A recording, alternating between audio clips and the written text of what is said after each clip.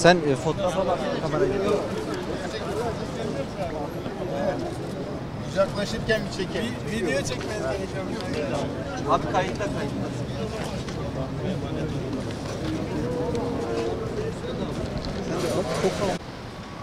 Tamam.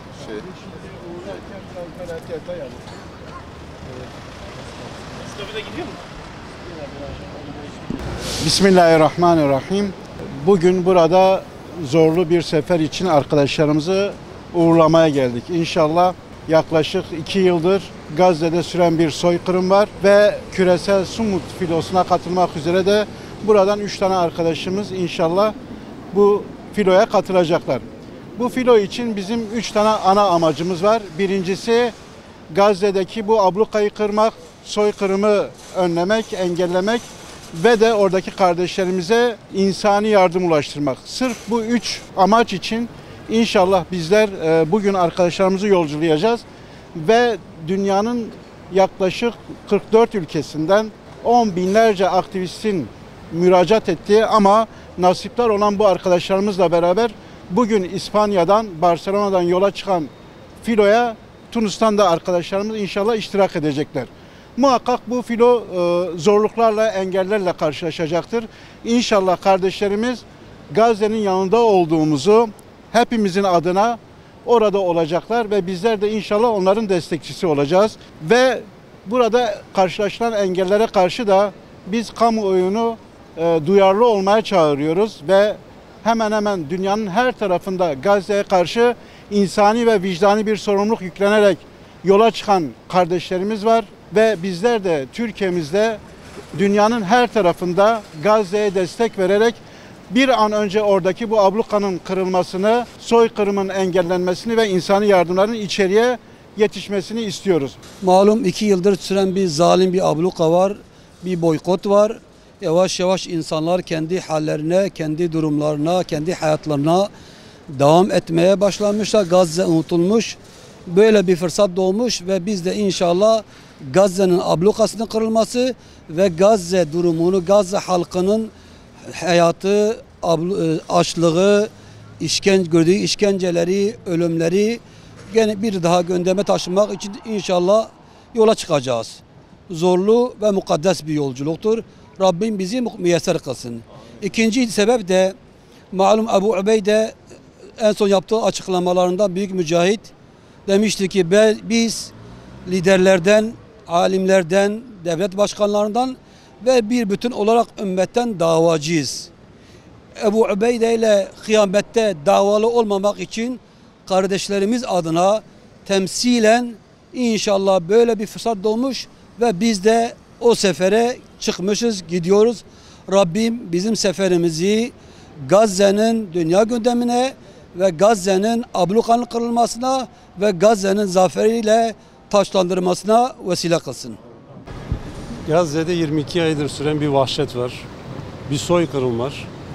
Bu ablukanın kalkması için yola çıkıyoruz. Küresel Sumut filosuna katılmaya yönelik bu akşam Tunus'a hareket edeceğiz. Umut Kervanı İnsani Yardım Vakfı'nın vasıtasıyla inşallah. Bizi Gazze'ye çeken İslami, insani ve vicdani bir sorumluluktur.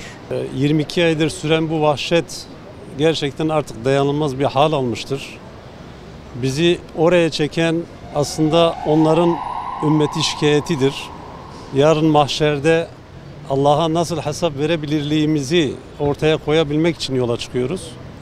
İnşallah bu küresel Sumut filosu büyük bir güçle, bu sivil inisiyatifle bütün devletleri harekete geçirip Gazze'deki soykırımı durdurur, abluka kalkar ve Gazze özgür bir şekilde, Kudüs özgür bir şekilde olur. Mescid-i Aksa'da hep beraber namaz kılarız inşallah.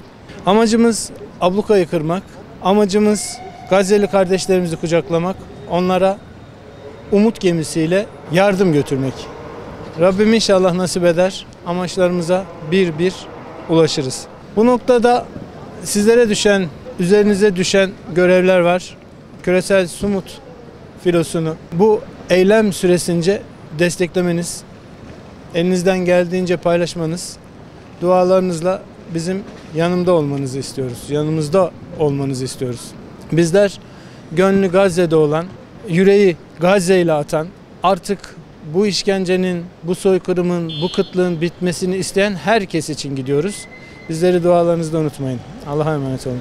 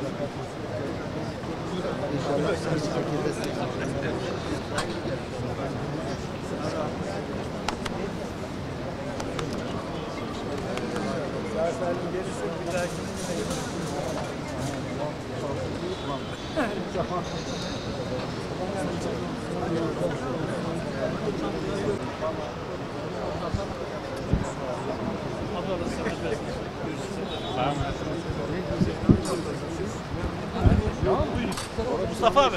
Abi cümleten hakkınızı helal edin. Ayaklarınıza sağlık. Allah razı olsun. Dua edin inşallah. İnşallah bu görüşmeniz Şehit Ender'le olmuştur. Bir ay sonra fark edersiniz. Allah yolunuzu açsın. Allahu Ekber! Allahu Ekber!